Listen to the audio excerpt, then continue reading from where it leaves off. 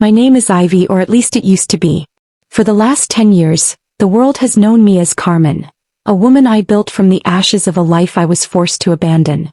My identical twin sister Cora made sure of that. She was the architect of my ruin, a beautiful, smiling saboteur who took everything from me, my love, my career, and my home. But tomorrow the universe, in its strange and grinding way, is finally balancing the books. Her life is in a spectacular freefall, her company is on the brink of collapse, and her board, in a desperate last-ditch effort, has hired the most sought-after corporate mediator in the country to clean up the mess. They've hired Carmen. She has no idea that the woman walking into that boardroom is the sister she destroyed. And I am about to mediate the official, legally binding terms of her downfall. Before I dive into the story of how a decade of pain is about to become my greatest victory, I'd love to know where you all are watching from. Let me know in the comments below. And if you've ever had to completely reinvent yourself to survive, hit that like button, because you'll understand the journey I'm about to share. And for all the new viewers here, make sure you subscribe, because this is a community for people who know that sometimes the best way to get back up is to leave everyone who pushed you down staring up from the ground. It all began in a town that was too small for the two of us, though I was the only one who felt it. Cora and I were a matched set of bookends on the outside. Same flowing blonde hair, same green eyes, same smile that could charm the leaves from the trees. But inside we were oil and water. I was the planner, the quiet builder. My dreams were drafted on graph paper, my happiness a slow and steady construction project. Cora was a wildfire. She didn't build, she took. She consumed. Whatever I had she wanted, not because she valued it but because I did. It was a pattern that started in childhood with stolen dolls and copied homework, and escalated with a terrifying precision as we grew older. Our parents, bless their hearts, were blind to it. They saw two beautiful daughters, one just a bit more spirited than the other. They called her ambitious. I called her a thief of joy. They saw my quiet nature as contentment. In reality, it was the heavy cloak of someone perpetually bracing for the next emotional theft. The first of the two great thefts, the ones that shattered my life, was Liam. He was my fiancé, a kind, steady architect who saw the world in the same way I did, as something to be built, to be improved. He loved my quiet nature, calling it a deep, still water. With him I didn't feel like the lesser half of a matched set. I felt whole. We were designing our life together, right down to the blueprints for the house we planned to build on a plot of land overlooking Miller's Creek. Cora hated him. She hated him because he was mine and because his eyes never strayed to her. He saw her, truly saw her, for the beautiful, empty vessel she was. She tried to flirt, to charm, to create a flicker of rivalry between us, but Liam was immune. His immunity was an insult she could not forgive. The career-making project was the second theft. It was my masterpiece, a comprehensive plan to revitalize the dying downtown of our hometown, a project I had poured 2 years of my life into at my small urban planning firm. It was ambitious, detailed, and had just won the preliminary municipal grant. It was everything I had ever worked for, a chance to lay a real foundation in the town I loved. I was so proud. I made the mistake of showing the final proposal to my family, my face glowing with excitement. Cora had looked over the schematics, her eyes scanning them with an intensity one mistook for sisterly pride. She'd hugged me, whispering, "You're going to be a star, Ivy. I can't believe you did all this." It was one of the few times I let myself believe she was genuinely happy for me. That belief was my gravest error. The collapse happened in less than 24 hours. It began with a tearful, confused call from Liam's mother. She asked how I could have been so cruel. I had no idea what she was talking about. I drove to Liam's apartment, my heart a frantic drum against my ribs. He wouldn't let me in. Through the closed door, his voice thick with a pain I didn't understand, he told me it was over. He said he couldn't marry a person who would say such monstrous things, who would ridicule his dreams and belittle his family to his face, laughing as she did it. He said my performance at the public town hall meeting the night before was the most humiliating experience of his life. But I hadn't been at the town hall. I had been home, triple-checking the budget annexes for my project. Cora had been there. She had worn my favorite blue dress, a gift from Liam. She had done her hair in the exact way I did.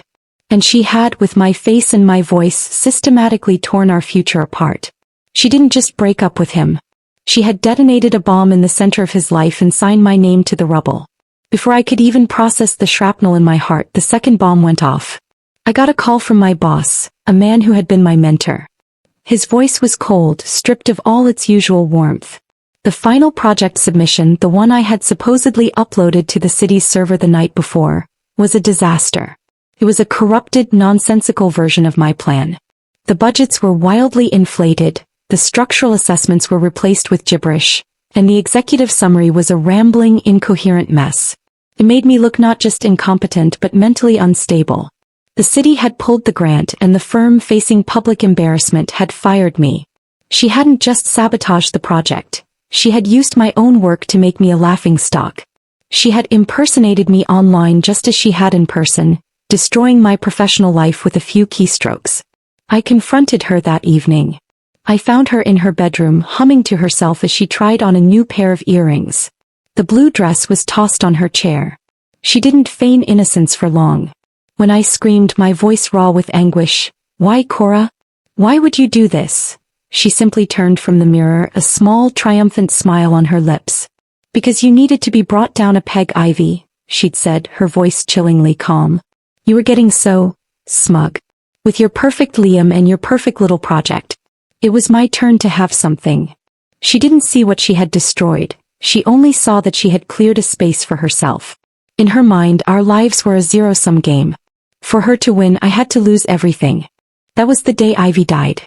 I packed a single bag, emptied my small savings account, and drove out of town before the sun rose. I didn't say goodbye to my parents. They were already taking Cora's side, suggesting I must have been under a lot of stress, and was misremembering things.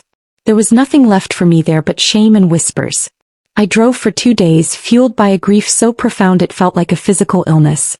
I ended up in a city where no one knew my name, where my face wasn't half of a toxic hole. I cut off my long blonde hair, dyed it a severe, almost black brunette, and bought a pair of dark-rimmed glasses that acted as a shield. And I gave myself a new name. Carmen. Carmen was no one's sister. Carmen was no one's victim. Carmen was a fortress. I enrolled in law school at night, waiting tables during the day, channeling every ounce of my pain and fury into my studies. I was drawn to mediation, the art of finding order in chaos, of controlling explosive emotions. I learned to command a room with quiet confidence, to dissect arguments with surgical precision, and to make my face an unreadable, placid mask. I became the calm at the center of every storm because I had been born in a hurricane. And I became the best. My reputation as Carmen Sterling, the mediator who could salvage any sinking ship, was ironclad. I had rebuilt myself not on the ashes of my old life, but on a new, unshakable foundation of my own making. For 10 years I never looked back. Until last week when a file landed on my desk. The client. The board of directors for Aura Tech, a company imploding because its 2 co-founders were locked in a war. The co-founder at the center of the storm, Cora. The morning of the mediation I woke before dawn. The sky outside my hotel window was a bruised purple, the city below still a glittering web of light. I didn't feel nervous. I felt calm. A deep, cold, settled calm that had taken a decade to perfect. This wasn't a reunion. It was an appointment. I stood before the full-length mirror, not checking for flaws but assembling my armor. The suit was a custom-tailored charcoal gray, sharp and severe. The silk blouse beneath it a stark white. There was no softness in this attire. It was the uniform of an impartial authority, an executioner of corporate dysfunction. I swept my dark hair back into a tight, merciless chignon at the nape of my neck. Not a single strand was out of place. Finally, I put on the glasses. They were my shield, the final piece of the transformation from Ivy, the girl who felt everything, to Carmen, the woman who revealed nothing. Ivy had cried for weeks after Cora's betrayal. Carmen would not shed a single tear. My reflection stared back at me. The face was fundamentally the same, of course. The bone structure, the shape of the eyes. But the 10 years of relentless self-discipline had hardened the lines, and the pain had carved a new kind of wisdom into my gaze. Ivy's face had been an open book. Carmen's was a locked vault. Would Cora recognize me? I had played this moment over in my mind 1,000 times. I decided the answer was no. Cora had never truly seen me, even when we shared a room. She saw a reflection of herself, a resource to be used, a rival to be neutralized. She would see what she expected to see, an expensive, intimidating professional hired to solve her problems. She would be so consumed by her own crisis, so blinded by her own ego, that the possibility of me, her discarded sister, sitting across from her in a position of absolute power would be beyond the scope of her imagination. The thought brought a thin, sharp smile to my lips. It was the perfect ironic stage for the play I was about to direct. The drive to the Oratech headquarters was a study in controlled breathing. In through the nose, out through the mouth. The building was a monument to Cora's ambition, a sleek, arrogant spear of glass and steel piercing the downtown skyline. It was the kind of building I used to dream of designing, a fact that did not escape me. I walked into the lobby and the air itself felt tense. It was unnaturally quiet, the way a house is quiet right before a thunderstorm hits. A young, visibly stressed assistant met me, her eyes wide with a mixture of awe and fear. "Miss Sterling? They're ready for you upstairs. The board is waiting in the main conference room." She practically vibrated with anxiety as she led me to a private elevator. As we ascended, she whispered, "Good luck. It's a real mess up there." I simply nodded, my briefcase held firmly in my hand. Inside it was my laptop, a legal pad, and 10 years of righteous fury, all neatly filed and ready for presentation. The boardroom was on the top floor, a glass-walled cage with a panoramic view of the city. It was designed to make one feel on top of the world. Today it felt like an arena. 3 men in dark suits stood as I entered. These were the board members. The chairman, a man named Arthur Vance, stepped forward, his hand outstretched. He was in his late 60s with a face that looked permanently exhausted. "Miss Sterling, thank you for coming on such short notice. I'm Arthur Vance." We shook hands. His grip was firm but desperate. "We've read your file. Your reputation precedes you. To be frank, you're our last hope." The other 2 members, a Mr. Gable and a Mr. Chin, nodded in grim agreement. Arthur gestured to the long, polished table. "Please. We wanted a moment with you before the principals arrive. We need you to understand the gravity of the situation. Oratech is paralyzed. Our co-founders, Cora and Marcus Thorne, are at war. No decisions are being made. Projects are stalling. We're bleeding money and talent. If this isn't resolved, the company will be insolvent within 6 months." He paused, rubbing his temples. "Cora, she's brilliant, a visionary.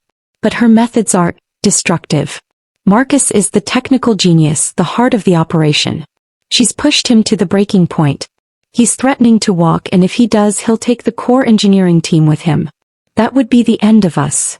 My face remained impassive, but inside, I felt a cold knot of satisfaction tighten. Destructive methods. Pushing people to the breaking point.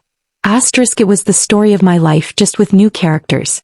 "I understand," I said, my voice low and even, a carefully cultivated tone that conveyed authority and calm. "My process is straightforward. I will meet with each principal individually first, then with both of them together. I will review all pertinent internal communications and project files. My goal is to find a viable path forward. If one exists." The unspoken hung in the air, heavy and sharp. Just then the door opened, and there she was. 10 years had passed, but it was her. She was thinner than I remembered, the lines of stress etched around her eyes and mouth, but she still carried herself with the same defiant arrogance. She wore a ridiculously expensive-looking designer dress, as if dressing for a gala instead of a corporate intervention. Her blonde hair was perfectly styled. She was performing the role of the unbothered genius who. Her eyes swept the room, dismissing the board members with a flicker of annoyance before they landed on me. For a single heart-stopping second, our gazes locked across the table. My pulse thundered in my ears, a wild drumbeat against the cage of my ribs. This is it. This is the moment. I saw a tiny furrow appear between her brows, a spark of confusion, of something trying to connect in the back of her mind. It was the look of someone seeing a face in a crowd that seems familiar but is impossible to place. Her brain was searching for a context, and the context of expensive corporate mediator was so far removed from discarded, ruined sister that the connection failed to fire. After a beat, she blinked and the moment was gone.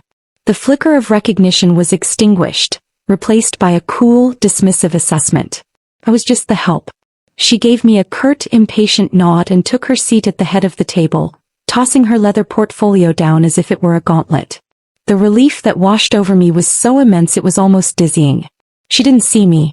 I was invisible in plain sight. The game was on. A moment later, a man I presumed was Marcus Thorne entered. He was the complete opposite of Cora. Where she was sharp, polished, and aggressive, he looked rumpled and utterly defeated. His shoulders were slumped, his eyes were shadowed with exhaustion, and he looked like he hadn't had a good night's sleep in months. He sat as far away from Cora as possible, not even glancing in her direction. The tension between them was a physical presence in the room, a crackling, toxic energy that sucked the oxygen from the air. I stood, taking my place at the center of the table's long side, a position of neutral power. "Good morning," I began, my voice resonating with a calm that belied the storm inside me. "I am Carmen Sterling. I have been retained by the board to mediate the current dispute and find a resolution that ensures the future of Oratech. I want to be clear about the rules of this engagement. Everything said within these sessions is confidential. I require full transparency from all parties. My recommendations will be based solely on the facts presented and the long-term viability of this company. There will be no interruptions, no personal attacks. We will conduct this process with professionalism. Do I have everyone's agreement?" I looked from Marcus, who gave a tired nod, to the board, who nodded eagerly, and finally to Cora. She waved a dismissive hand. Yes, let's just get on with it. I have a company to run." The arrogance was breathtaking. She had no idea that I was the one running this room. Not her. "Very well," I said smoothly. "I will begin by meeting with Mr. Thorne. We will speak after. The board will remain on call." I gestured to a smaller breakout room. "Mr. Thorne, if you would." Marcus looked surprised to be chosen first, but he rose and followed me without a word. As I walked past Cora, I didn't look at her, but I could feel her eyes on my back, cold and appraising. She was already trying to figure out how to manipulate me. She had no idea the game was already over. Inside the smaller room, Marcus sank into a chair, letting out a long, shuddering sigh, the sound of a man at the end of his rope. For a moment he just sat there, his head in his hands. I waited, giving him the space. This was part of my process. Let the silence draw out the truth. Finally he looked up, his eyes filled with a weary bitterness. "I don't even know where to start," he said, his voice raspy. "It's all broken. She's broken it all." I opened my notepad. "Start at the beginning, Marcus. Tell me about the partnership. Tell me how Oratech was born." He gave a short, harsh laugh. "Partnership? That's a generous word. It was never a partnership. It was a hostile takeover of my life's work. I met Cora at a tech incubator event about 9 years ago. I had the core concept for our flagship software, Nexus. I'd been developing the architecture for years. It was my baby. Cora, she saw its potential. She didn't understand the tech, not really, but she understood how to sell it. How to package it. How to create a mythology around it." He leaned forward, his voice dropping. "She convinced me I needed her. That I was just a coder and she was the visionary who could build an empire. I was young, naive. I believed her. We founded the company 50-50 Partners." Every word he spoke was a ghost from my own past. The charismatic manipulator who identifies a strength in someone else and convinces them they can't succeed without her.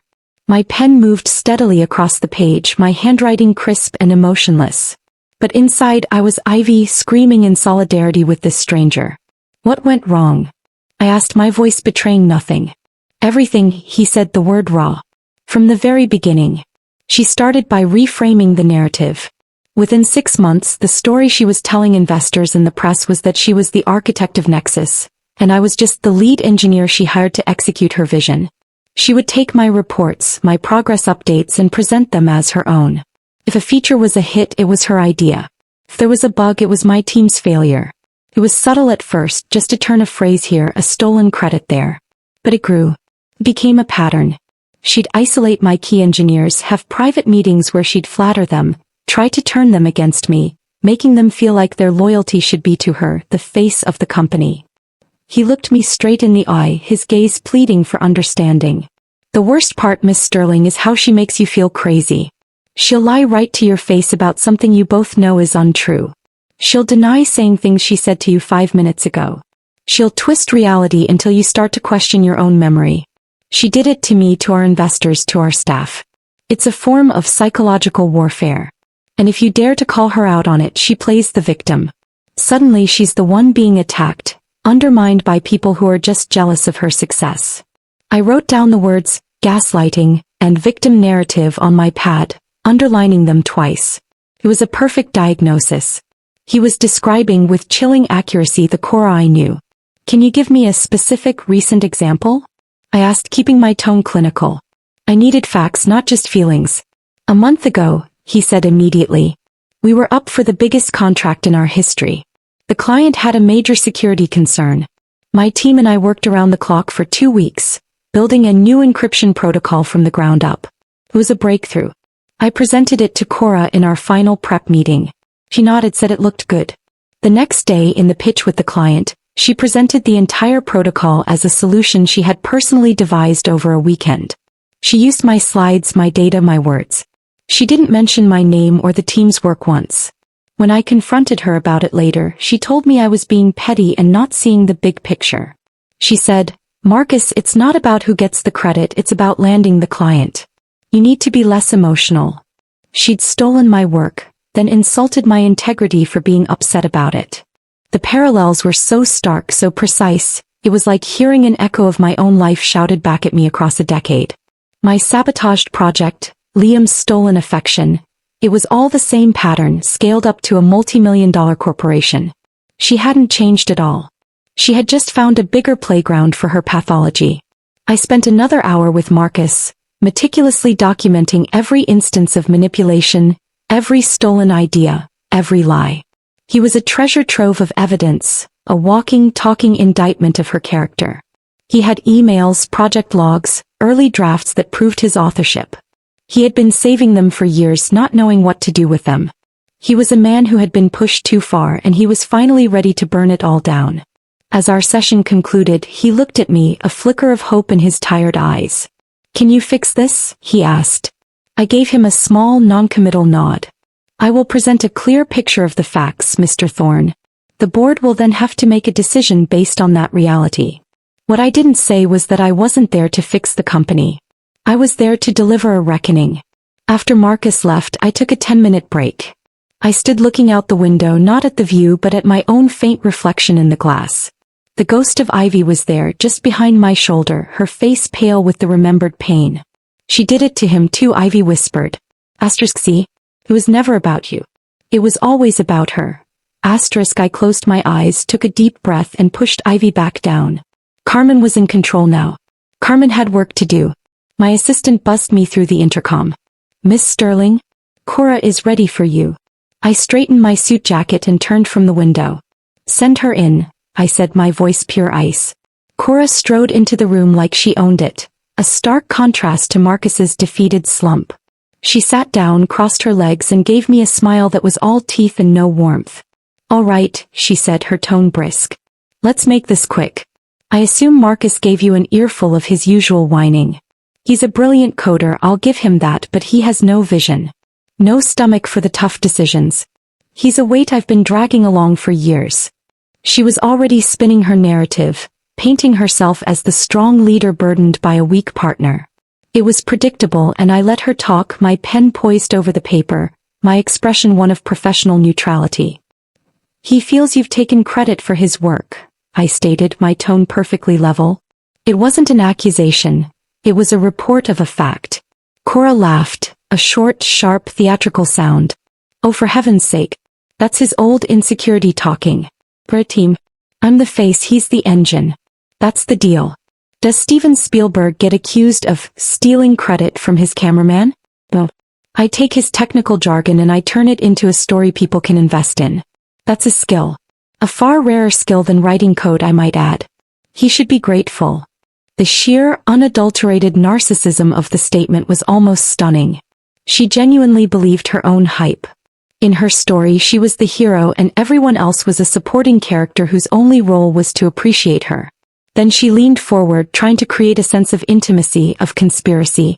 A classic manipulator's tactic. "Look, Carmen. Can I call you Carmen? You seem like a smart woman. You understand the world. Some people are lions and some are sheep. Marcus is a very, very smart sheep. But you don't put a sheep in charge of the pride. He's panicking because we're on the verge of becoming a billion-dollar company, and he's terrified of that kind of success. He's trying to sabotage us, because he's more comfortable being small. It was a masterful piece of projection, accusing Marcus of the very thing she was doing. I just nodded slowly, writing it all down. Every word was a nail for her coffin. Then came the moment that I had both dreaded and, on some dark level, anticipated. She tilted her head, studying my face again with that faint, nagging sense of familiarity. You know, she said, her voice musing, you really do remind me of someone. I had a sister. An identical twin, can you believe it? Ivy. She said my name, my real name, and my blood ran cold. But I held her gaze, my face a perfect, placid mask. She looked a lot like you, Cora continued, a strange, distant look in her eyes. Same serious expression. Always so worried about the rules, so focused on her little plans. Utterly naive. No killer instinct. I haven't seen her in a decade. She had some sort of breakdown, ran off after she completely botched a big project and her fiancé left her. It was a mess. She delivered this sanitized, self-serving version of my life's destruction with the casual air of someone discussing the weather. There was no guilt, no remorse, not even a flicker of sadness. It was just a story she told herself. A story where she was an innocent bystander to my tragic, self-inflicted failure. And then she delivered the final, devastating blow, the one that solidified every ounce of resolve in my body. She leaned back in her chair and gave a small, condescending smirk. She was weak, Cora said, her voice dripping with pity that was really contempt. This world, it would have eaten her alive. Honestly, what happened was probably for the best. She was never built for success. You, on the other hand, she said, her eyes appraising my expensive suit. You're clearly a survivor. You get it. The rage that surged through me was a white-hot inferno. It took every ounce of the discipline I had cultivated for 10 years not to leap across the table. Weak. She thought I was weak. The girl she had broken might have been. But the woman I had become was forged in the fire of that betrayal. I was stronger than she could possibly imagine. I let a beat of silence pass, allowing her words to hang in the air between us. Then I looked up from my notepad, my gaze cool and direct. Let's return to the matter of the intellectual property for the Nexus software, I said, my voice as steady as a rock. I'll need to see the complete development history. All initial drafts, proposals, and timestamp server logs. From the very beginning. A flicker of annoyance crossed her face. She was used to people being charmed or intimidated. My clinical refusal to engage with her personal drama clearly irritated her. Fine, she snapped. I'll have my assistant send you the files. Is that all? For now, I said, closing my notebook. The session was over. I had everything I needed from her. Her lies, her arrogance, her contempt, and her inadvertent confession that she believed her sister to be a weak failure who deserved her fate. As she stood up to leave, I remained seated, a subtle but clear power dynamic. He paused at the door. Just remember, Miss Sterling, she said, her voice turning hard. I built this company from nothing. I will not let a timid engineer and a bunch of panicked old men take it from me.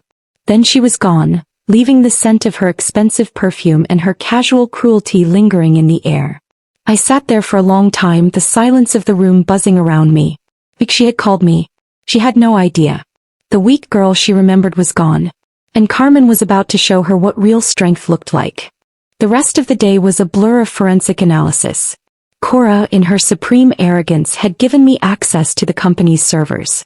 She was so confident in her own narrative that she didn't believe the digital breadcrumbs could betray her. She was wrong. It was all there, buried under years of data, but undeniable. I found Marcus's original project files, time-stamped years before the company was even founded, with code architecture that was nearly identical to the core of their current software. I found the early drafts of his proposals, and then I found the later versions subtly altered with Cora's name replacing his in the author field. I cross-referenced emails. I saw the patterns of manipulation, the private messages to engineers praising them for work Marcus had assigned, the carefully worded reports to the board that minimized his role and magnified hers. It was a masterclass in corporate theft. But the real smoking gun, the piece of evidence that made my breath catch in my throat, was something deeper in the archives. It was the original business plan for Aura Tech, the one she and Marcus had used to secure their first round of funding. Attached in the appendix was a conceptual inspiration document. When I opened it, my blood turned to ice. On the screen, rendered in the familiar CAD software I used to use, were the schematics for my downtown revitalization project. My project. The lines, the layout, the core concepts for public space utilization. It was all there. She had taken my stolen, sabotaged dream and repackaged it as the vision for her tech empire. The park I had designed to be a hub of community interaction had been repurposed in her pitch as a metaphor for digital connectivity. She hadn't just stolen my career. She had cannibalized its corpse to build her throne. The sheer audacity of it left me breathless. It was proof. Undeniable, irrefutable proof that the entire foundation of her success was a lie, built on the bedrock of my ruin. That night, sleep was impossible. My hotel room became a war room. I had my laptop open, the evidence displayed across the screen in a neat, damning timeline. On my legal pad, I outlined the structure of my final presentation. It wasn't a mediation anymore. It was a prosecution. I wouldn't need to raise my voice. I wouldn't need to use a single emotional word. The facts alone would be a guillotine. My initial desire for fiery, screaming revenge had cooled into something far more potent. A desire for cold, inarguable, publicly witnessed truth. The plan was no longer just to save the company or oust Cora.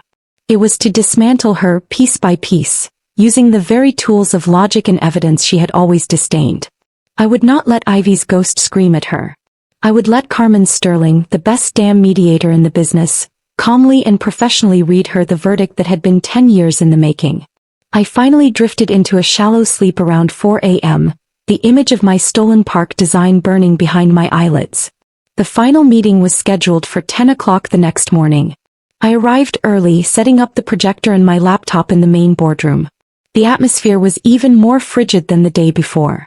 The board members were there, their faces grim.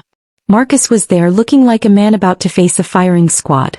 And Cora was there, radiating a defiant, hostile energy. She shot me a look of pure venom, clearly furious that I hadn't simply endorsed her and recommended Marcus's dismissal. She thought this was a battle of wills she could win. He still had no idea what kind of war she was in.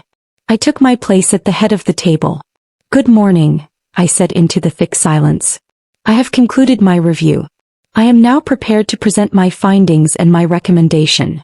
I clicked the first slide onto the screen. It was a simple organizational chart. "This is Aura Tech as it stands today," I began, my voice even and measured. "It is a company divided against itself, with two competing centers of power that have created a culture of distrust and paralysis." I moved to the next slide, which detailed the stalled projects and the financial bleed. The board members winced.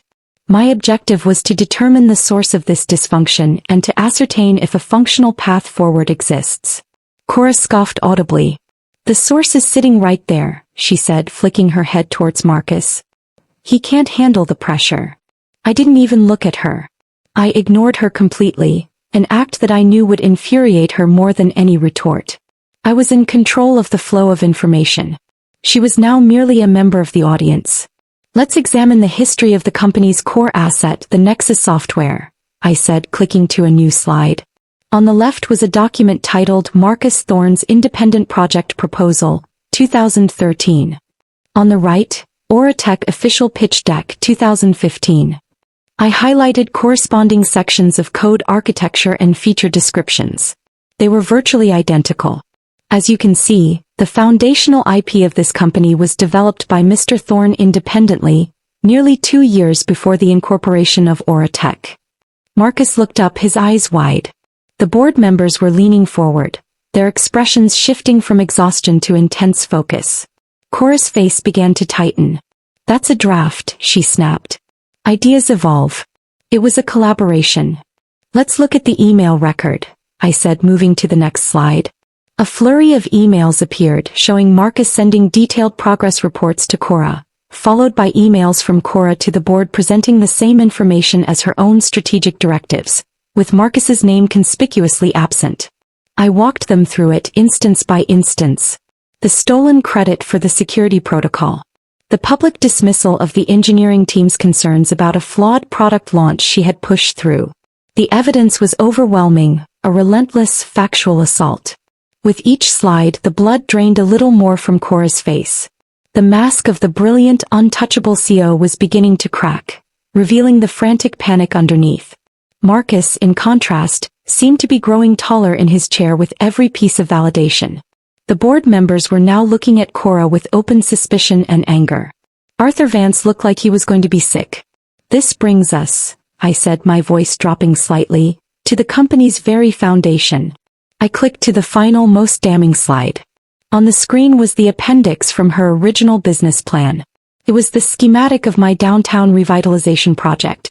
The conceptual inspiration for Oriteca's entire business model, I explained calmly, appears to be based on an urban planning proposal for the city of Northwood, submitted in 2012. A project that was, for the public record, discredited and abandoned due to a catastrophically flawed final submission. The room was dead silent. You could have heard a pin drop on the thick carpet. The board was staring at the screen, then at Cora, their faces a mixture of confusion and dawning horror. Cora was white as a sheet, her mouth slightly agape. She looked at the screen, then at me, and for the first time, a genuine, terrifying fear entered her eyes. The pieces were clicking into place in her mind, but they were forming a picture so impossible that she couldn't yet accept it. "What is this?" she whispered, her voice a strained rasp. "What does some failed project from a decade ago have to do with anything? This is ridiculous. It's a coincidence." I turned off the projector. The screen went black, plunging the room into a stark, unforgiving reality.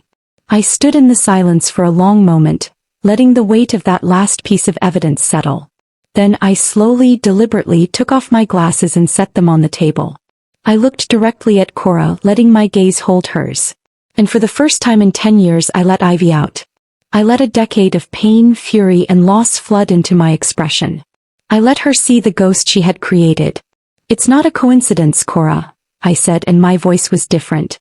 The cold, professional tone of Carmen was gone, replaced by the soft, familiar voice of the sister she had destroyed. "You know it's not. Because that was my project. And you were there when you stole it.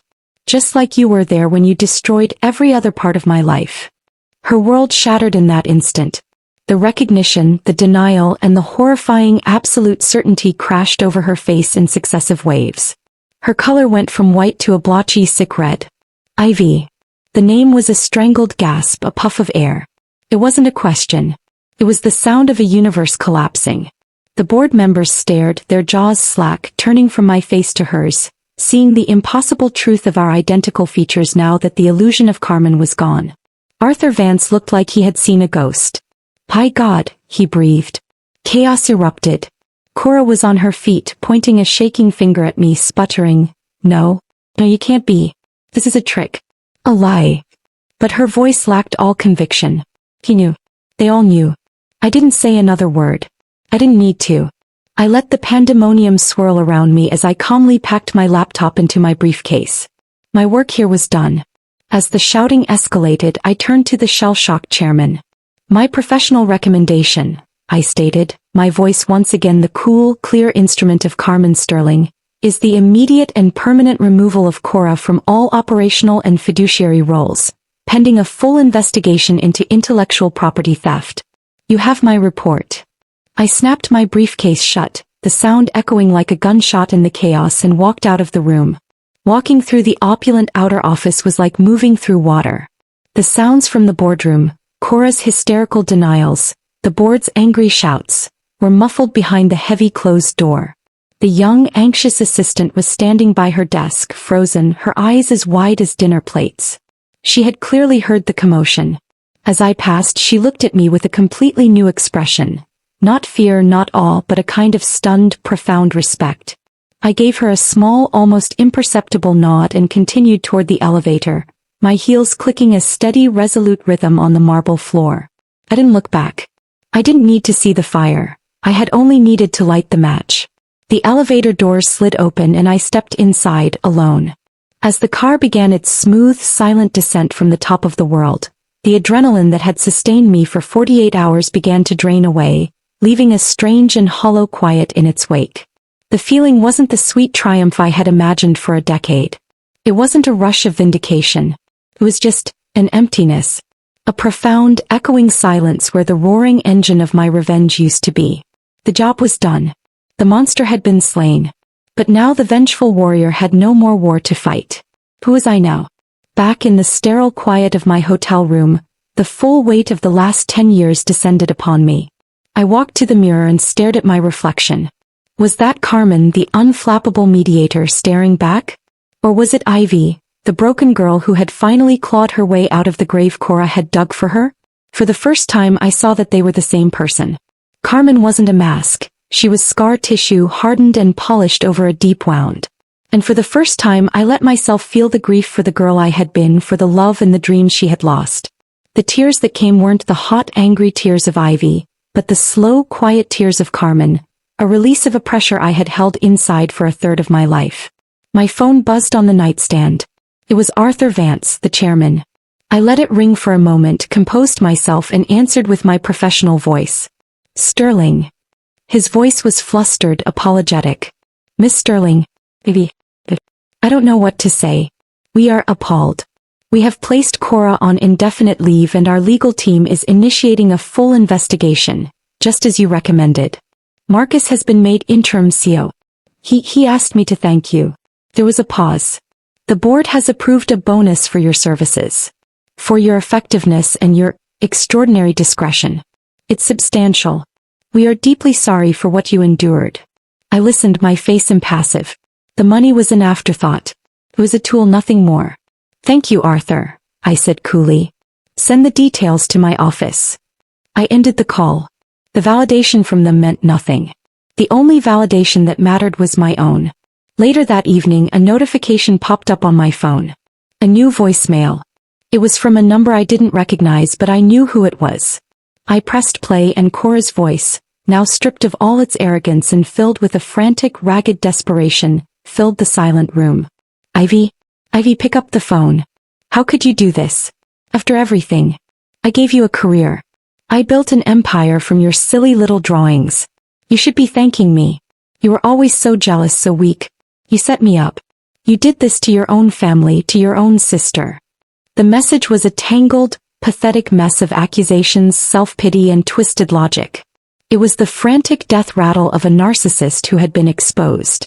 I listened to the entire rambling message, and when it was over, I felt a strange sense of peace. The rage was gone, replaced by a calm, final certainty. I pressed delete.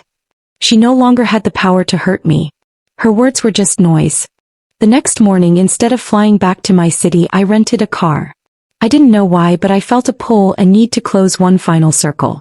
I drove the 2 hours back to Northwood, the hometown that had become a graveyard of my former life. It looked smaller, sadder than I remembered. I drove past the park that had been the centerpiece of my revitalization plan. It was just as I'd imagined. Run down, the benches weathered, the playground equipment rusted. A ghost of a dream. I drove past the plot of land where Liam and I were going to build our house. A cookie-cutter suburban home stood there now. A family I didn't know living a life that was supposed to have been mine. I felt a pang of melancholy, a faint ache for the future that had been stolen. But it wasn't regret.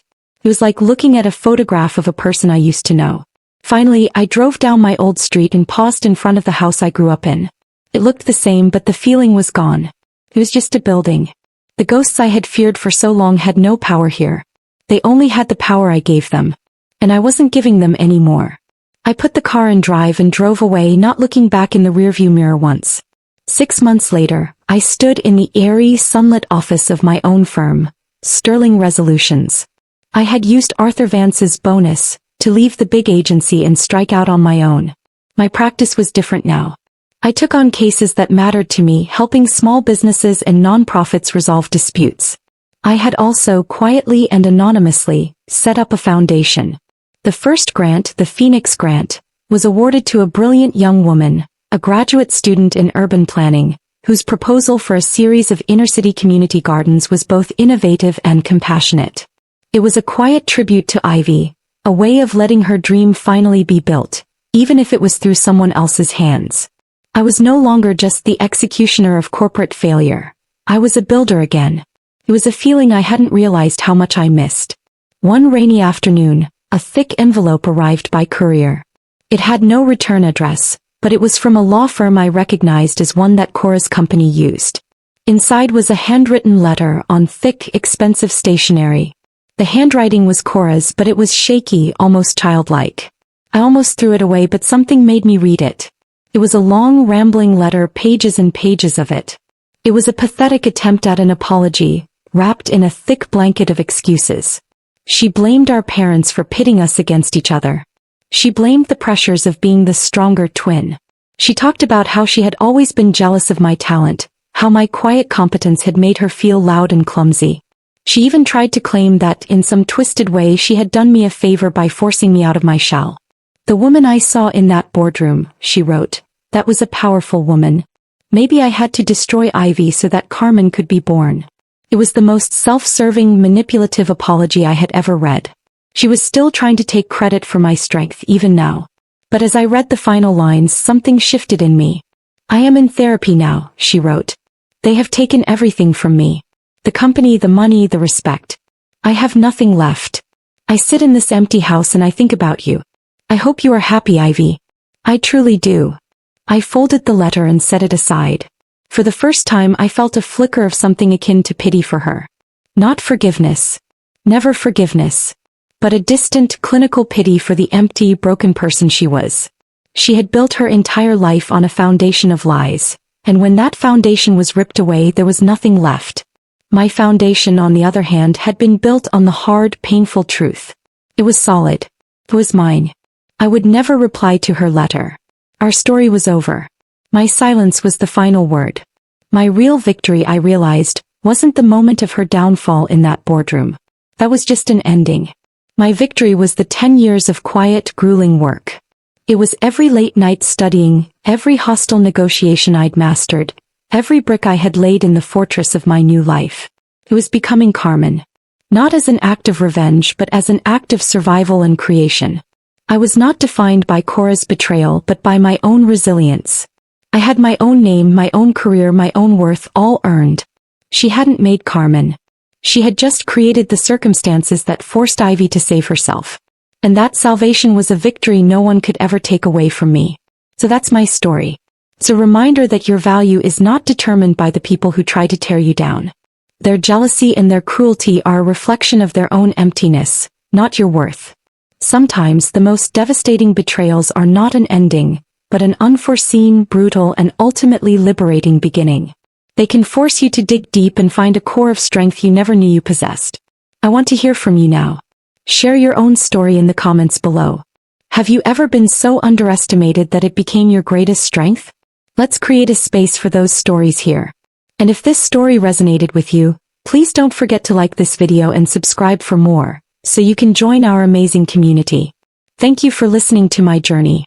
Remember that the family you choose, the life you build, and the respect you earn for yourself are the things that truly matter. I wish you all the strength in the world on your own paths.